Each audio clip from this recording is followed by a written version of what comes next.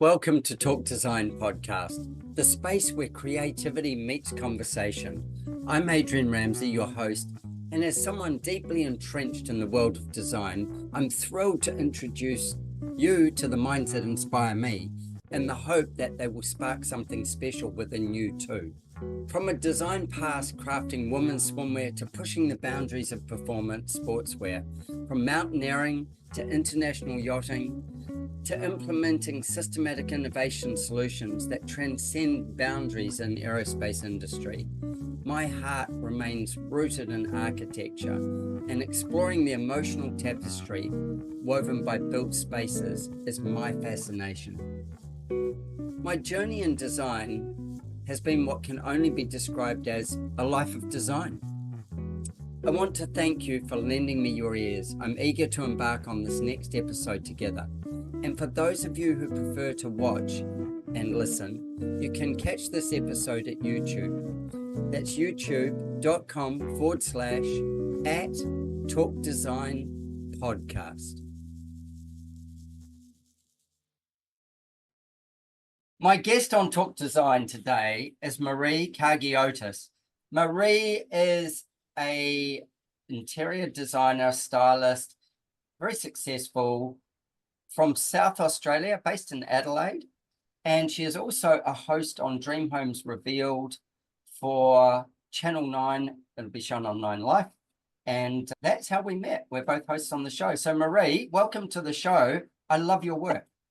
Thanks so much. I'm excited to be on. Yeah, it's cool to have you here. And it's cool to be able to dig into a bit of your background and all the rest.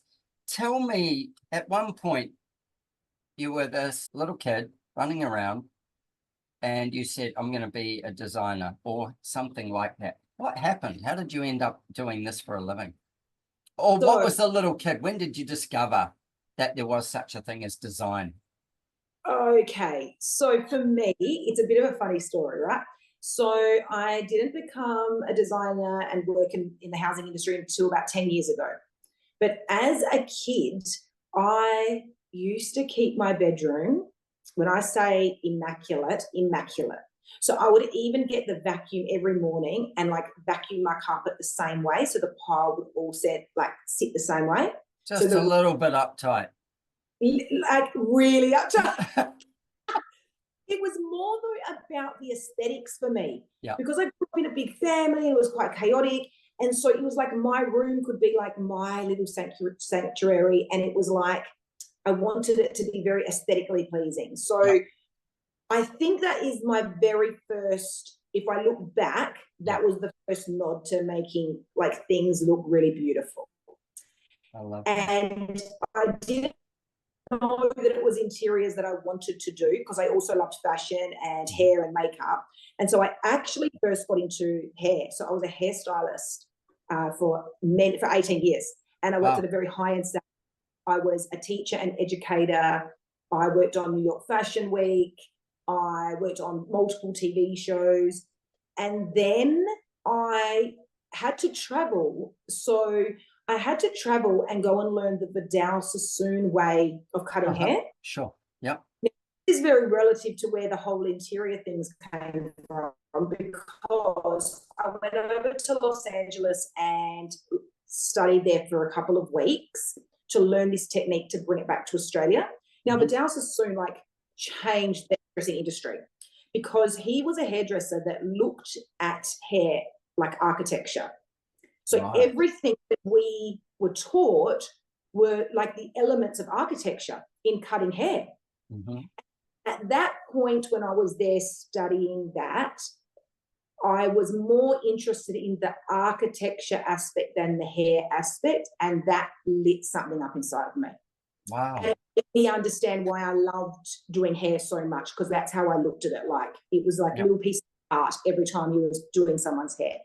So that I did that, and then I was able to travel around Australia teaching that. So it was I had an amazing career, an amazing job role, and worked in the same company as well for 18 years. So I was very, very fortunate. But then that sparked something in me. Yep. So then I was doing my own houses. So I've always renovated my own houses on the side, and I've always loved doing that and had a lot of compliments from doing that. So then I had my children. So I've got 4 kids. So I stayed at home with them and was doing a little bit of haircutting from home. And then people loved my house and they were like, well, can you help me with my house? And I was like, sure. And then their friends were asking, and then their friends were asking. And so it organically turned into a business without even meaning to. And that is how it all unfolded. There'd be so many people are really jealous of your story. And look, the things that I know so much about your is, you know, you've got a personality. You've actually got a really strong sense of style. I worked in the fashion industry for years. You've got a really good sense of style. You've got a really lovely sense of what suits you. And I've met a couple of your kids. They know how to dress as well. You know what I mean? Like that's rubbed off.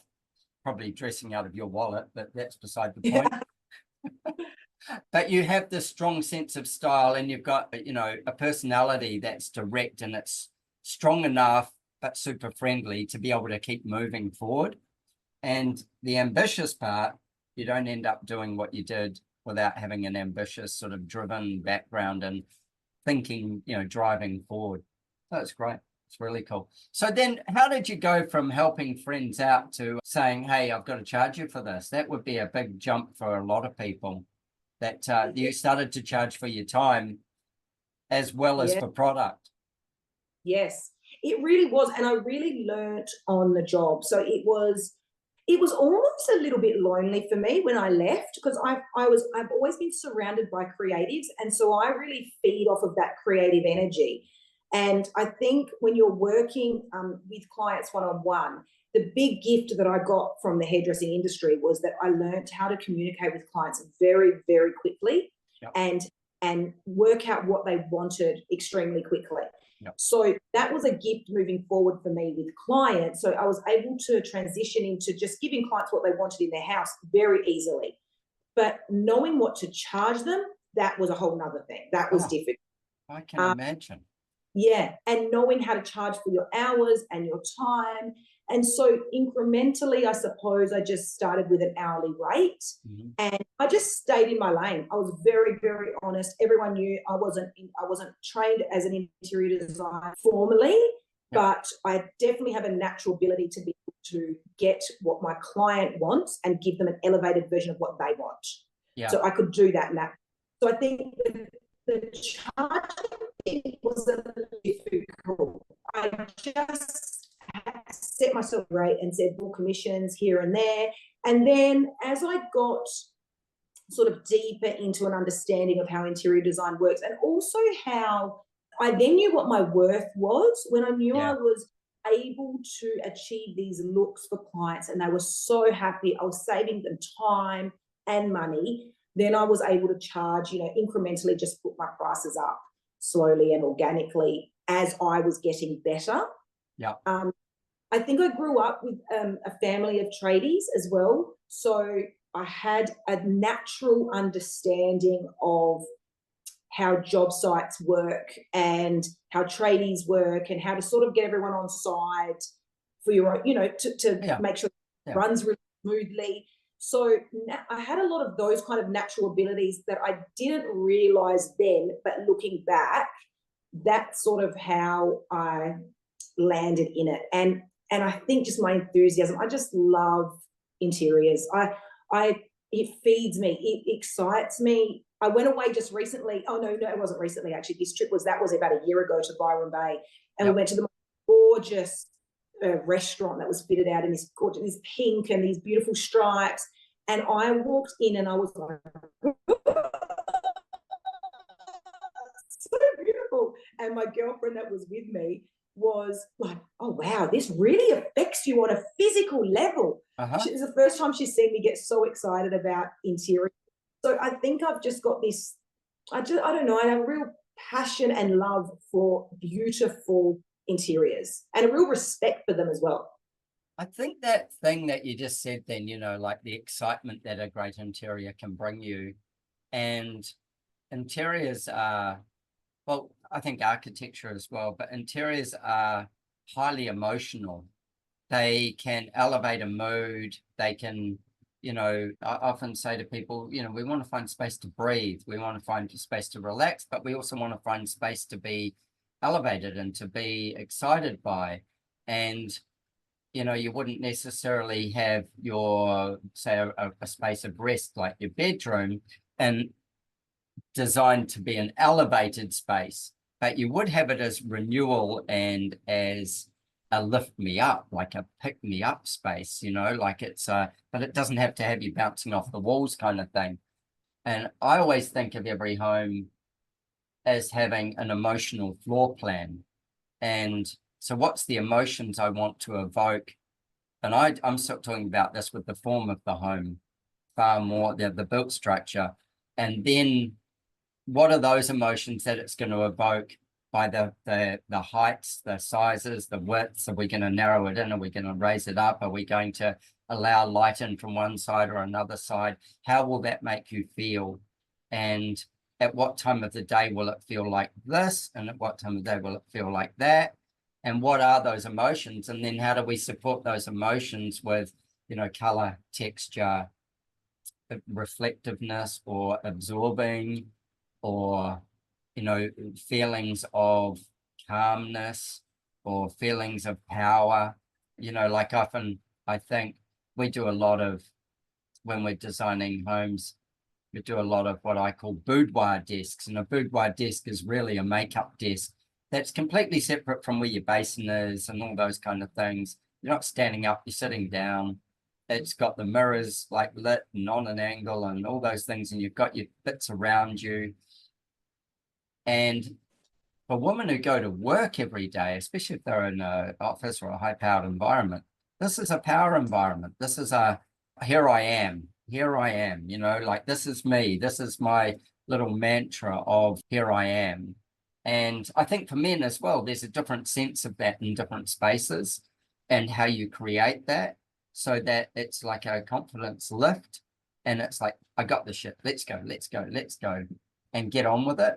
So I look for how to create an emotional floor plan with every client and layer that out so that the house is a journey as well. So it's not just all the one feeling.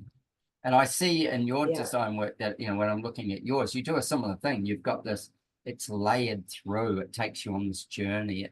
It evolves as it goes. Just realized my microphone's over here. Is that better? Yeah, good. Shit. Yeah, that layering effect and that elevating people's emotions with design, I think, is a really wonderful thing. And it's what people did when they came in the houses that you did for friends and stuff like that. They're like, damn, this is good. And then it's like, damn, I want something good. But then you don't give them what you gave the friend, you give them what they want. Yeah, and I feel like I know a lot of interior designers that are trained interior designers have a very specific aesthetic. Mm-hmm. I definitely am more the person that actually gives the client their style that they want elevated. So it's not necessarily my style. I really work with what the clients are wanting, and every project is that would be a hangover so different and so unique. Yeah. And that would be a hangover from here as well, wouldn't it? Because, you were saying before about building rapport and with people and quick rapport. And it went through my mind that, most of your clients were probably women. It's such an insecurity you hear, and I'd say that for men as well, for most men. There's a level of insecurity on whether they've got it, if they've gone bald or whatever. It's a part of their identity. And when you're going to chop into it and all the rest, I go, they're laying themselves kind of bare, they're being vulnerable and they're trusting you massively. And when you've got that ability to build that rapport and bring them forward with that, it's like, I think it's amazing. I have a little funny story with that. My hair still grows well. I've got lots of it. It's receding a bit, but I've got lots of hair. And I'll often be overseas and I'll go, oh, there's a barbershop. And I'll walk into the barbershop and I'll go, I just need a haircut. And they'll be like, well, what do you want done? I go, I don't know. What do you suggest? And unless it's something I go, I definitely don't want that. I go, yeah, give it a go. And they kind of look at me like, are you serious? And I'm like, sure, it's going to grow back. It's, if I don't like it, I'll get it cut shorter or whatever. But like, if you think that's going to suit me, give it a go. And it's kind of a fun thing to do because it's a bit like the client that doesn't give you hardly any direction. And you're going, oh, shit, do I do this or do I do this? And you stop. There's a point when you stop testing them, and you go, I'm just doing it. I'm just moving this way. And that is, again, a really interesting thing. You get enough under your belt and you go, yeah, I'm just going to run with it. But haircuts, I enjoy doing that as well. Just going, yeah, give it a cut. And I've had some shockers from it. Well, that's the fun of it though, right? Because I think interiors can be the same. Yeah. So there's, when you're working with architecture, it's a little different. You can't be so risky if the clients aren't going to like it in a couple of years. But with interiors, have fun. Add color, paint a wall, fill in, add different linen and curtains, and all of that can change so easily and so quickly. So I always try and tell that to my clients. Don't be so hung up on what's in fashion now or what's trending now. Like really just have fun and have your house the way you want it. And it can be changed so easily, just like your hair will, grow back. It'll grow out within 6 months. You're back to where you started, maybe even sooner, really. Yeah. And just fun with it. Yeah. I think that's a good point, like, especially with interiors, if it's decorative finishes as opposed to like hard finishes, like maybe tiles or floors or something, they require enough thought. But a lot of people, I hear them say, oh, we just want to keep it, sort of really neutral. And I'll look at the person and I'll go, they're not neutral. Yeah. What the hell's going on? Why do you want your house neutral? It's you. It's a reflection of you. Something I find, because I travel a lot, is in cities, I find people are braver than when they're in the suburbs. And in the country, like, when you go out west or go somewhere in the country, they don't give a shit. They do what they like. And they'll do it beautifully. They'll do it fantastically, but they're not hung up on what everybody else has. I think that's maybe built from just coming off the land. Yeah. I agree with that completely.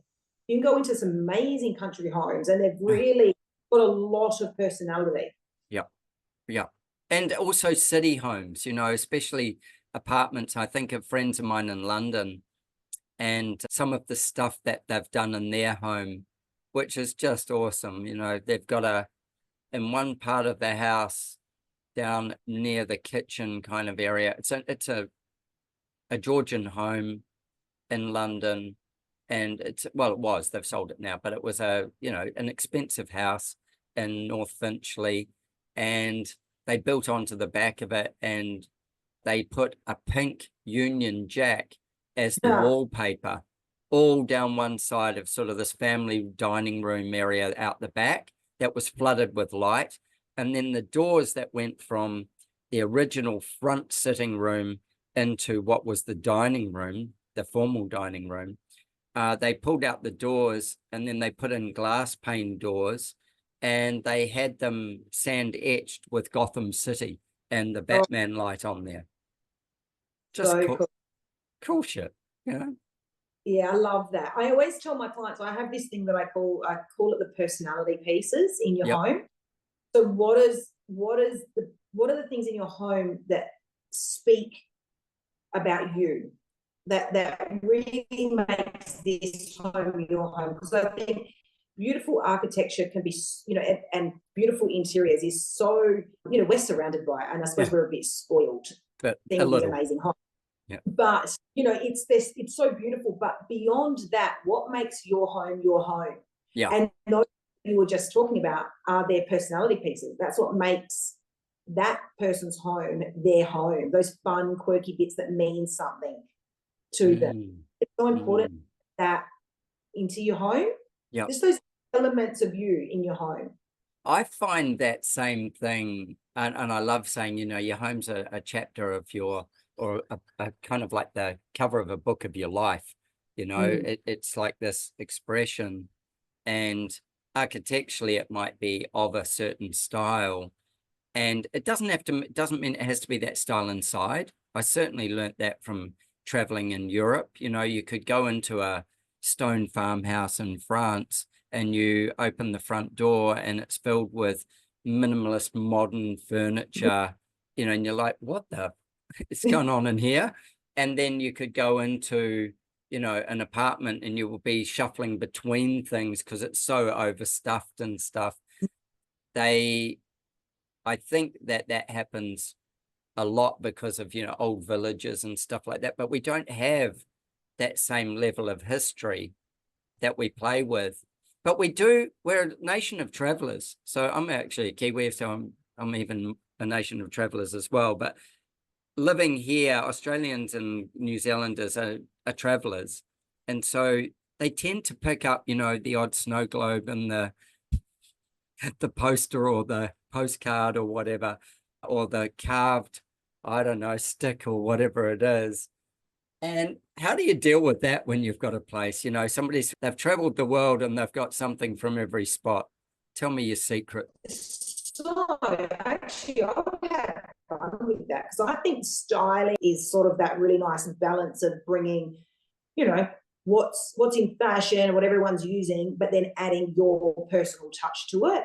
So I actually love using all those bits. I think it's quite a nice contrast when you're having something quite cultural next to something a bit more modern. So I love it. I think mixing, but I'm a real mixer of, I love old and new. So I really like adding something that's vintage with something quite modern next to it. And I think that's how you can pair things together well throughout home without it looking kitsch, you know, like, oh, I've just bought a couple of travel items. And I think it has to resonate with the person. I think people realize, oh, no, this means something because I bought it here and I have this feeling from that. And I think if they can look at that and remember those feelings, I think that is just magic. Well, you've anchored it, haven't you? And if they can do that, then you've taken them back to where they bought it. If they bought it in Greece, or if they bought it in Spain, or they bought it in Vietnam or Cambodia or somewhere, you're anchoring the experience back in their home. And every time they see it, they're back in that space, eating the food, smelling the air, you know, feeling the heat or the cold and the noise and all those things. It's not something that's in a drawer that they pull out. It's something that just little touchstones that remind them of their journey. Yeah.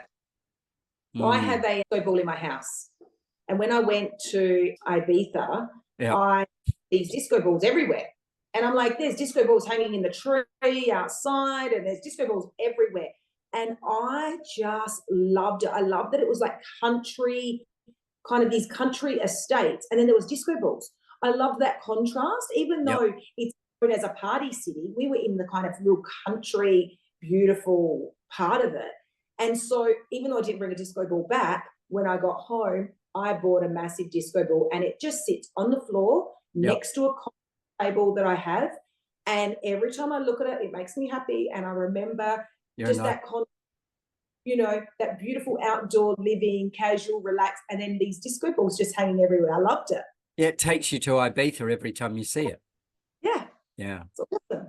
I think people, you know, if they can find those pieces, you can make magic with them, you know, doing that. Like I'm sitting in my little studio now and I've got a Topo Chico plastic bottle from Texas, which Topo Chico is like a mineral water. And I can see from here another one. I can't remember what brand it is, but it's a blue one from Madrid or Barcelona or something. And they're just water bottles that I had water in while I was traveling. And I bring them home and my wife goes, those should go in the recycle bin. And I go, just keep out of there, please. You know, use them as a vase. Yeah, exactly. Except they'd have dead flowers in them, but yeah. But that little thing of, you know, being able to bring a touchstone back, and those are like, you know, I don't know, at some point they'll end up in the bin, I'm sure, but they those bottles, you know, probably traveled with me for a week or something like that. And yeah, they're just little touchstones, as I say, like, and they're worthless, you know, they're not worth anything other than the memory. Absolutely. But the memory's so important. And I think it's so to be able to keep that in with your interiors, you know, like merge it in with beautiful interior. Yeah. You can easily do that. Yeah. I love that. And for somebody who vacuumed their carpet all one way, it feels like that you've loosened up a little. It's like, it was my way of, I should have known. I should have known then that I was always meant to do. And like my bed was always like, when I tell you perfect, like you wouldn't sit on my bed. Everything was perfect and perfect in its place. And I don't know why it took me so long to get into interiors, to be honest, but I should have known from back then.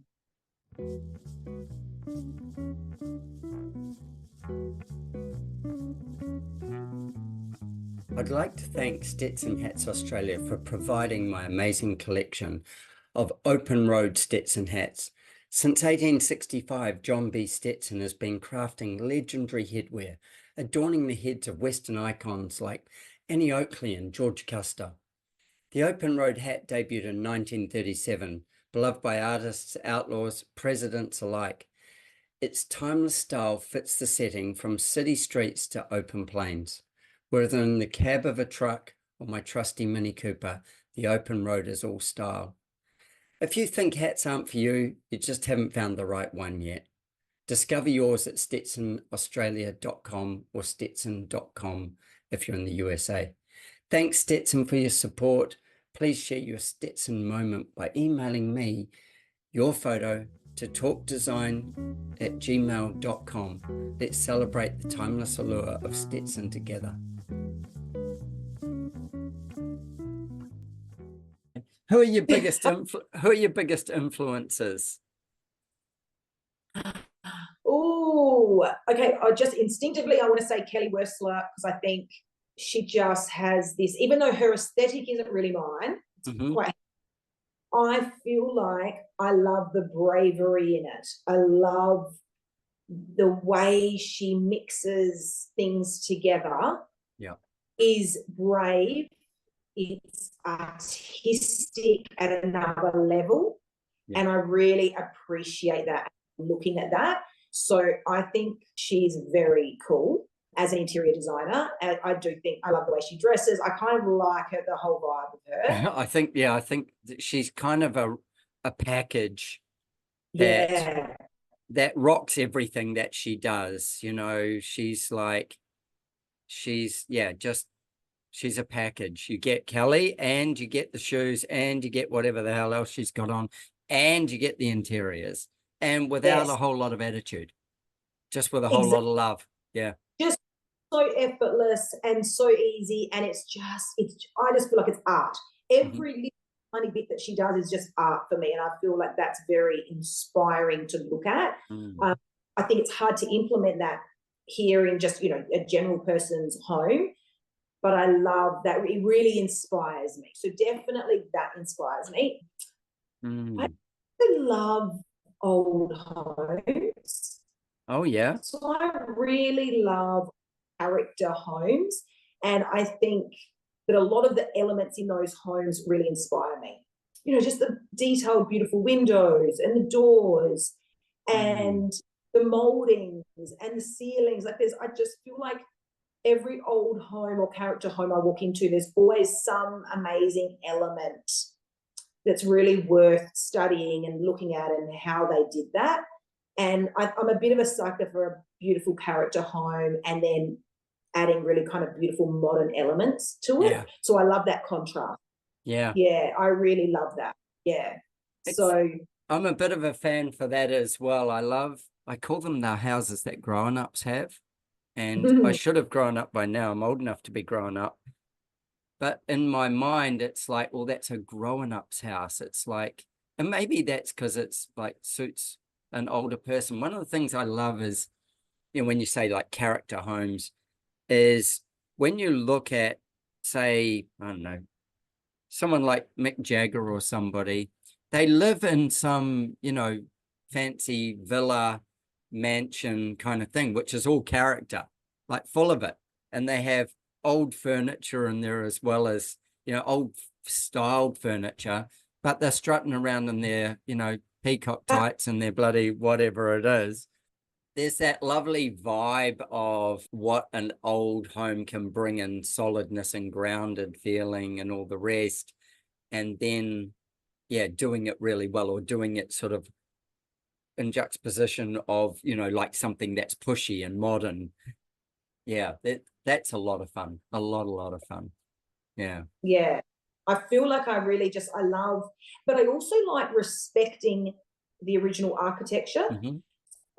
Thing about, I don't know, I think that's why I love the old homes, is respecting that original craftsmanship and work that was done, and we can then, just nurture that and look after it and keep that for as many years as you can.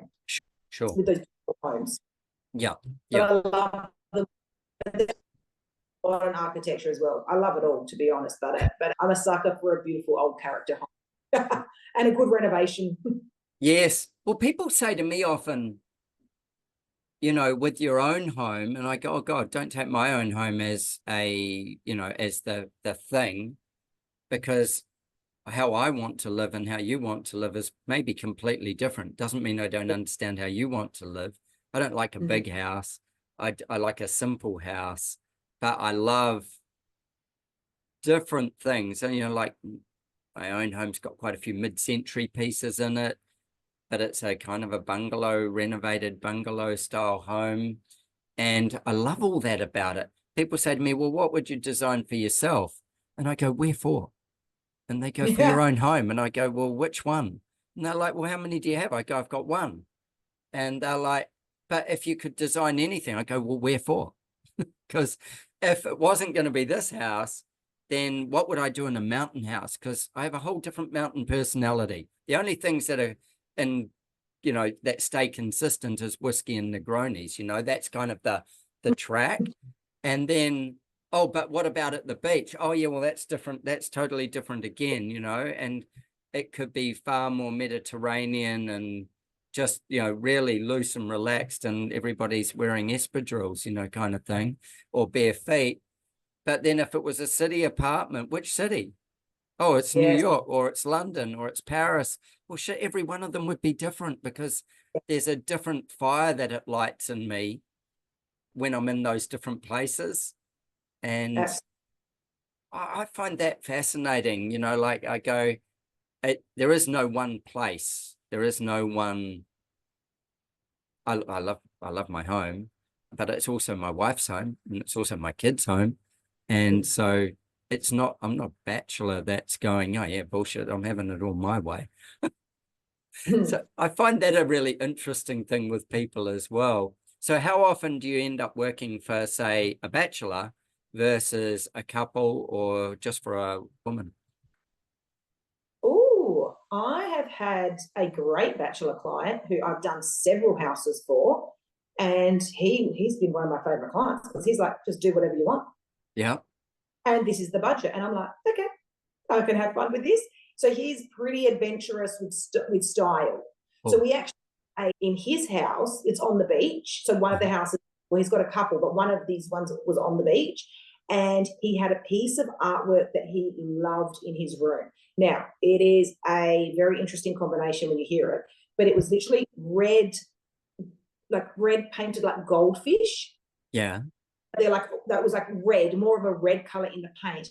And then the back of it was all like this real true turquoise color. Wow. So red and turquoise was this art. And it's on the beach. And I ended up, and he really wanted that piece of art in the room. So what I did is I showed him this aqua colored tile. It was a way shiny. We tiled the entire bathroom, and the bathroom was probably, I don't know, it's 3 or 4 meters long. Yep. So maybe 4, quite a decent size, and about 3 meters wide. And we did this amazing, like, what's the hands growing? The hands growing shower set. It's got all the body jets. Yes, yeah. The massage sets and all those things. Yep. Yeah. we did that in the chrome and white. So they're quite big kind of, it's quite a bulky looking system, but gorgeous. And we did it on this aqua tile, and we did the whole bathroom. And so that when you walked into the bedroom, you see everything else was muted. Carpet was muted, it was muted, but just this bright coloured piece of art with all the aqua in it. And then as you walked into the bathroom, the ensuite, you're walking into the same colour, the aqua. Awesome. He just loved it. So he was a really fun client, because not many people would want that he wanted. He goes, I want bright, I want colourful, you can go for it. And I just linked it with his art. And so it's a pretty wow factor bathroom, and he loves it. So he's a great client, because I've done, like, he owns multiple different houses. So I have worked on a lot of projects with him. Yep. So he's kind of a rarity that goes in the bachelor market, but he was fun to work with. The rest of everyone else is pretty much couples. Right. And a couple of women that live on their own, so really wanted to have a lot of sort of creative fun with their house. So I do a mix. Yeah, it's interesting, isn't it? Like, I find it fascinating. I've had a few gay guy couples, a couple of gay female couples, and then otherwise generally couples. I think I've only ever once done something just for a guy, and I've never done anything just for a woman, just one woman on her own, like, not that I can think of. I've done definitely two just women. Yep. So, and they were great fun. They were really, it's really interesting, actually. The singles are the most adventurous. Yeah. So now that I think about it, now that you put it that way, those 3 clients were actually the most adventurous. Like, even one of the women, we did a pink tiled kitchen splashback, and awesome. a whole pink laundry, which was really fun. Yeah. Another client, we did this cool, we turned a little bathroom under the stairs, and we did it really old school, like traditional. So, the subways with the bevel edge. Yep. The gorgeous little fancy thing. So it was really quite traditional and fancy, because it was like a terrace home. Yep. But then she did something really rogue. I wasn't sure how it sat with me. I said, I don't know if I can do this, so do this when you leave, please. But she bought this tapestry of Jesus. Oh, yeah. In a really gold fancy frame, and wanted to put it in that bathroom. And I was like, oh, I'm not sure. Might go to hell. Oh, okay, you do it. How that sits with me. It was the most gorgeous tapestry, but she did it purely as kind of like a bit of a controversial kind of statement-y thing. So she had a lot of fun, with her property. So the singles, that's what I think about. The singles are fun. Yeah, I think often people, like you find people with this sort of like unleash their bravest spirit. I did a place recently, like last year before, for a couple, and he was a rugby league coach all around the world, and pretty well known. And his wife, she's just a darling, like such a neat lady. Anyway, she was kind of leading the charge, and we did a really moody, beautiful, beautiful stone marble kitchen. But we had a powder room area, and there's a tile that's made by a company called Paper, and it looks like it's a cardboard box, but it's almost a Burberry type stripe. Oh. And so this little room that was just a powder room, so when you and no window, so when you go in the room, you open the door and it swung to the right, and there was actually a cupboard in front of you, so we could store stuff in that. So we did that cupboard in black, and then we took the wall that was the long wall without anything on it, so no mirror, no vanity, no toilet. We took that and we put it in a black shiny square tile, like 100 by 100, but super glossy. And then the rest of all the walls, the other walls, we did in this thing that looks like a big Burberry check, black, white, and brown. And then we did, Black Basin and blah, blah, blah, blah, blah, the rest of it. But it was one of those things where they had this really moody, sort of gentle, beautiful home. And then you open the door to the powder room and you go, whoa, and I said to her, how do people react to it? Like, now that it's done. And she said, it is always a piece of conversation. And people go, oh, I don't know whether I'd have it in my home, but boy, I love it in yours. And she said, I often hear about people saying that their friends have told other people about it, kind of thing. So it's a traveling story. Fun, eh? I was in Arkansas just recently, and I was touring some houses that Marlon Blackwell did. So he's a architect, and there was one that was owned by. There's a place there, famous gallery called Crystal Bridges, and the curator or the director of the gallery, Marlon, did his house. Anyway, fancy, very, very minimalist house, all the rest. You go downstairs to the backyard. So it's kind of like it's like a square box, say, but with a courtyard in the middle, and you go down some stairs. And when you go down those stairs, on the bottom right-hand side, there's a door that goes in underneath, and it was a whole speakeasy. So you went from this really minimalist outside there to this speakeasy with all these old portraits, painted portraits of people, and rumpty couches and groovy jazz and soft lighting, and just a total contrast. It was like you'd gone into town and found a bar. Awesome. I love those little surprises in houses.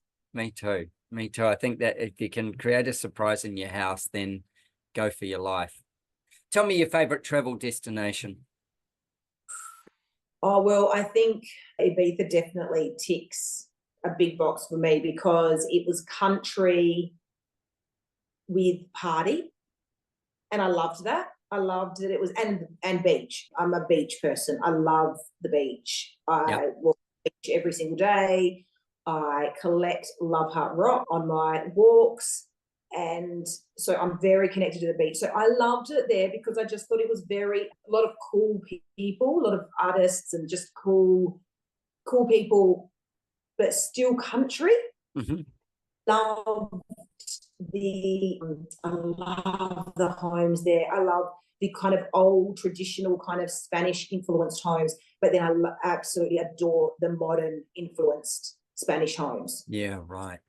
I love that, they've got the curves and all of that, but then the modern homes are very square and sleek. Yeah. With just textured finishes and stone. So that really inspires me. I do love that. And everything's very neutral. I love the neutral tones and the earthy tones. So I think that's one place that I think I like a bit of a natural, earthy, beachy, and then shiny party. Disco ball.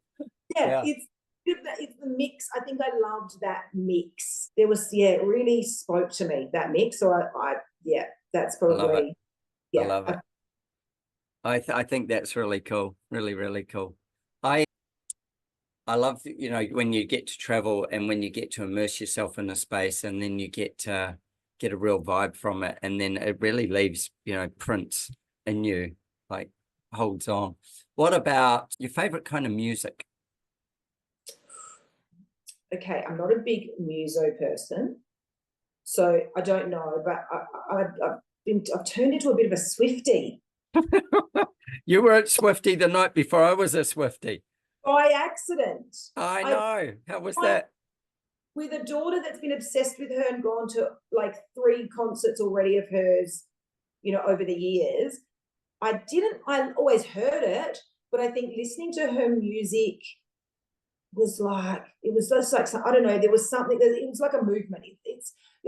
People think it was crazy, like a cult or something going on because everyone was so obsessed. But I think coming from not actually, like enjoying her music, but not obsessed or anything, after her concert, she's a machine. After her concert, she has elevated my understanding of her as a musician, and I think she's pretty. Yeah. And I think what I appreciate the most about her, and this is probably what really got to me, is that she just changes.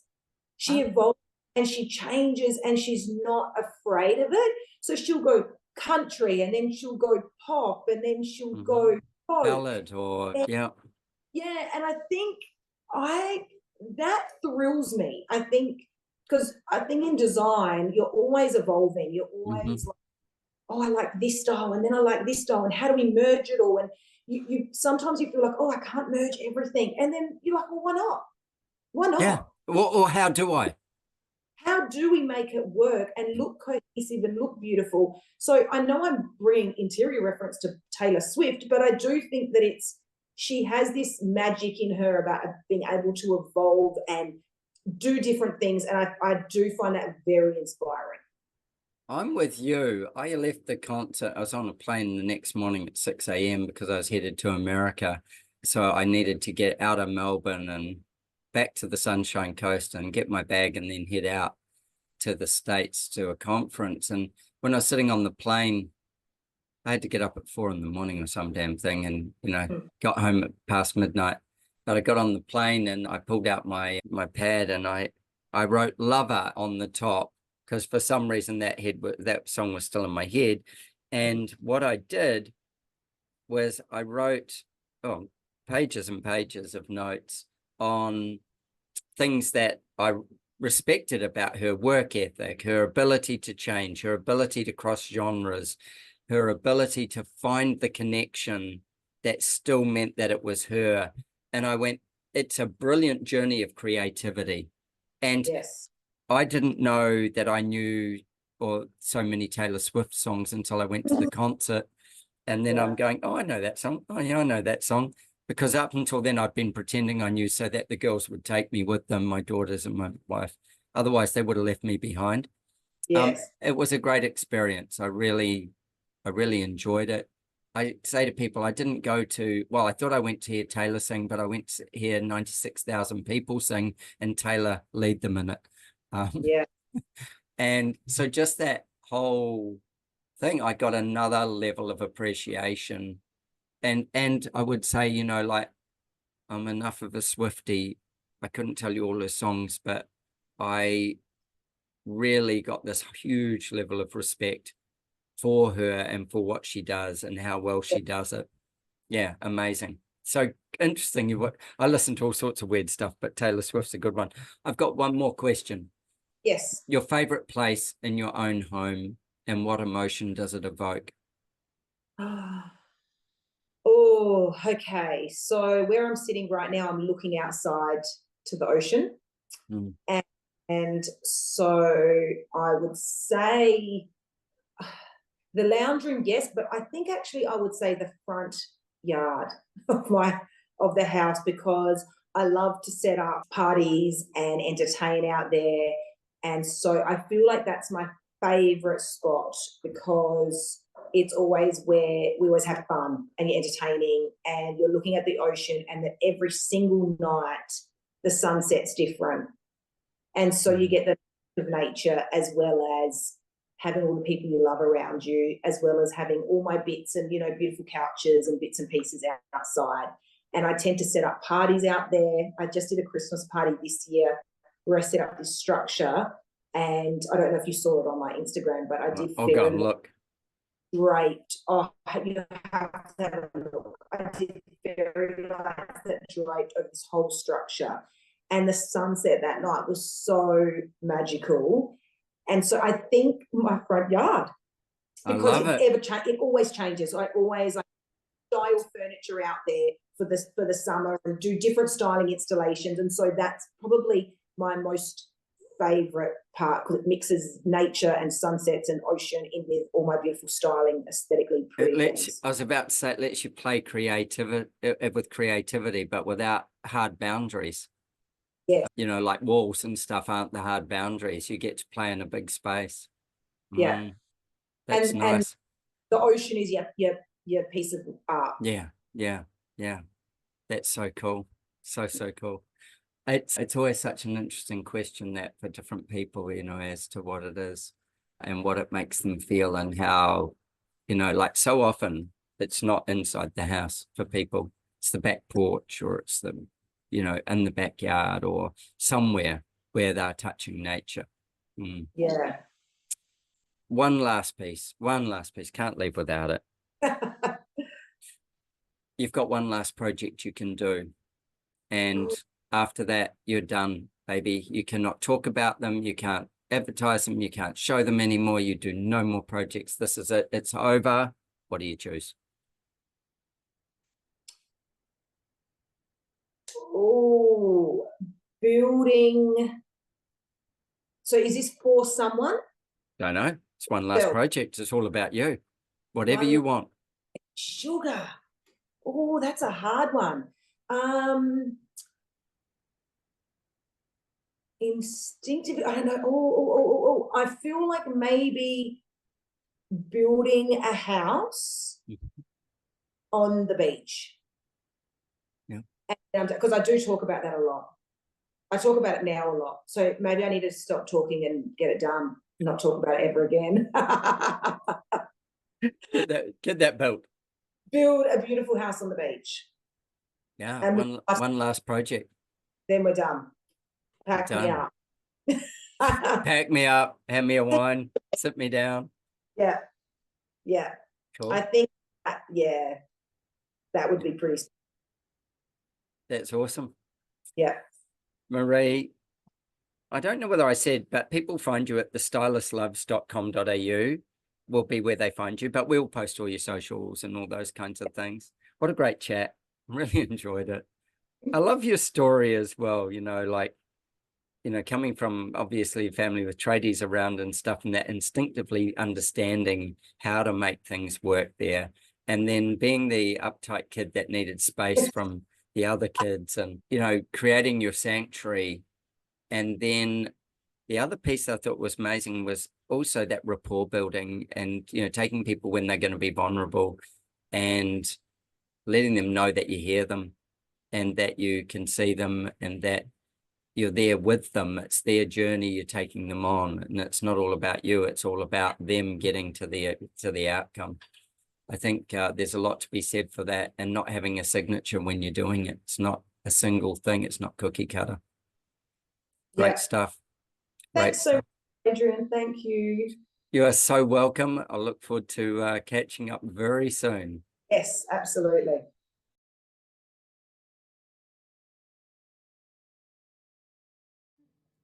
Thank you for tuning into our conversation. I hope it left you both informed and inspired.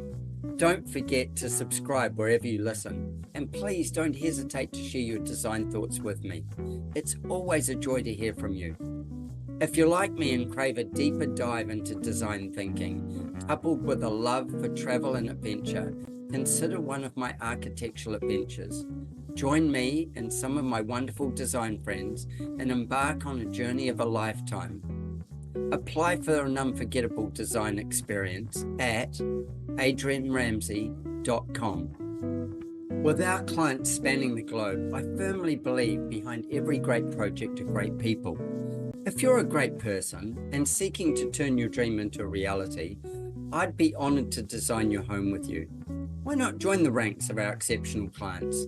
And let's make your heart sing. Reach out to me at studio@ardesignhouse.com. That's studio@ardesignhouse.com. And let's get a conversation going and make your heart sing.